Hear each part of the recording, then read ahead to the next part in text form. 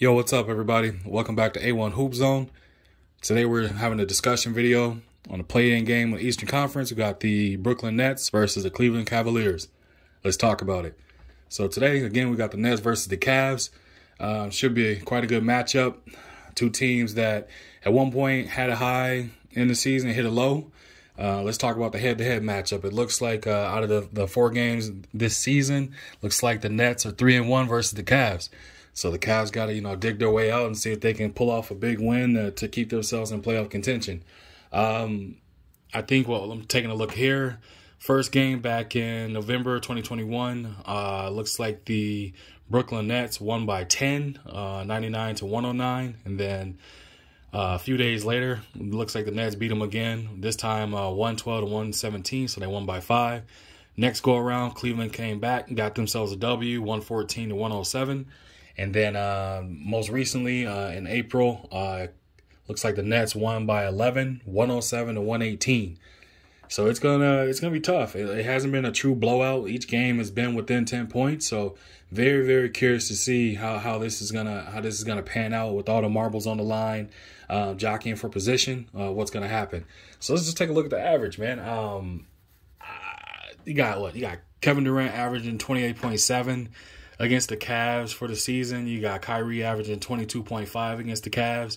And obviously we all know they definitely shook up some changes here, picking up Ben Simmons, Seth Curry, and Andre Drummond. Obviously they have some other vets sitting on the sideline. You got Blake Griffin. I believe Paul Millsap is still there if I'm not mistaken. And you got some other wiry youngins out there that's definitely playing their best basketball or giving the most energy they have and to give it all to the team. You got Bruce Brown out there as well, who's made some improvements. So he's hitting the 3-ball a lot better this time around. If I'm not mistaken, I believe he's actually shooting 40% from 3, which is quite different from last year's efforts from the 3-point line. But nonetheless, everybody's contributing. They're trending in the right direction. Right now, this team is starting to hit their stride and playing some really good basketball, man. So I'm very curious to see, how they implement what they're going to do, how they're going to play this again. I think Curry, Drummond are definitely going to make a big difference when it comes to this playoff contention because the game slows down. We all know that. We know what we're going to get from Kyrie and KD. Definitely both closers, both elite scorers. So the game slowing down or speeding up makes no difference to them. Seth is going to definitely try to make a bigger name for himself to get out of his brother's shadow a little bit. But that Curry name is definitely something heavy to carry. No pun intended.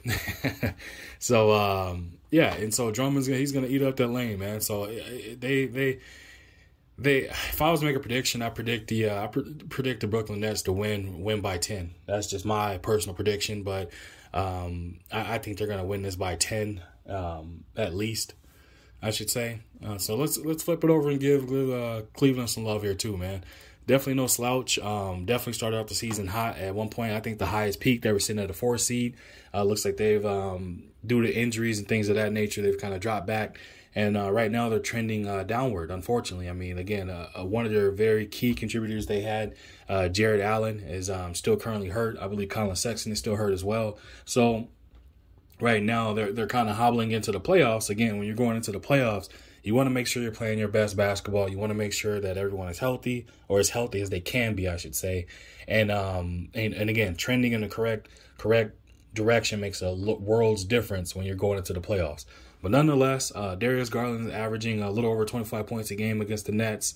I believe Evan Mobley probably is the next second one in line that is a key contributor for that team, and they have high hopes for. He's averaging a little over 14 points a game, 14 and a half. And then the rest of the team, man, you have Caris LeVert back, or not back. You have Caris LeVert returning home back, playing against the Nets. And if I'm not mistaken, every time he's played against the Nets, man, he's had a big game. I think he has a chip on his shoulder, saying that they kind of gave up on him for mortgage future for what the Nets have now. So I think he's going to come out guns blazing and try to make his imprint and put his imprint on the game. And then you have Lauri Markkanen. I'm not too high on Lauri Markkanen, unfortunately. I think he has a ton of talent, but at the same time, he just haven't lived up to that expectation. And so I don't really see him having anything that's going to be a difference maker in playing the Nets, where everybody, you're going to be solely worried or concerned about, what he brings to the table. He's averaging pretty much the same as Evan Mobley. Looks like he's averaging right around about 14.5 points. I think for him, just because if he's not hitting his, outside game from there, you're pretty much able to kind of eliminate him as being a defactor out of the game. Evan Mobley, on the other hand, wiry, lively legs, can jump out of the gym. So you got to worry about, the things he does. You got to worry about his defensive prowess as well. So he definitely presents a different type of look to the Nets that they're going to, have some kind of concern about, or have to, game plan for him a little bit more as well. And then obviously we all know, you got K-Love coming off the bench, another veteran who most recently had, over 30 points in 15 minutes. We all know K-Love can definitely shoot the ball, rebound, good passer.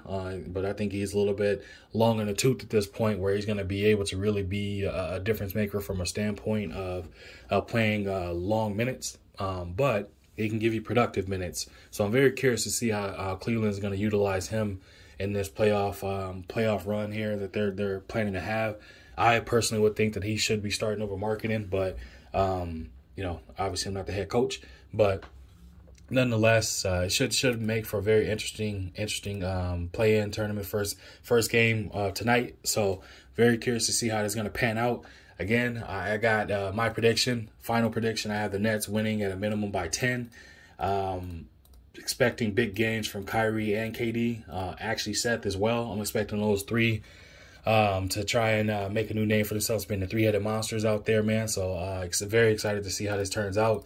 Again, I know it's just jockeying for position, but again, it's, you're in that playoff mood. You're in that playoff mentality and mindset now. So again, everything's on the line, all the marbles on the line. So you got to go out here, play your best basketball, and see what happens. But that's all I got for y'all, man, today. Appreciate everybody stopping through. Make sure you hit that like button, subscribe to the channel, hit that bell icon so you can get all the new notifications when I post videos. If you want to support the channel, I'll leave that in the description. You can definitely support the channel if you like. Other than that, again, make sure you hit that like button, leave a comment in the comment section, and I'll catch all you guys later. Thank you.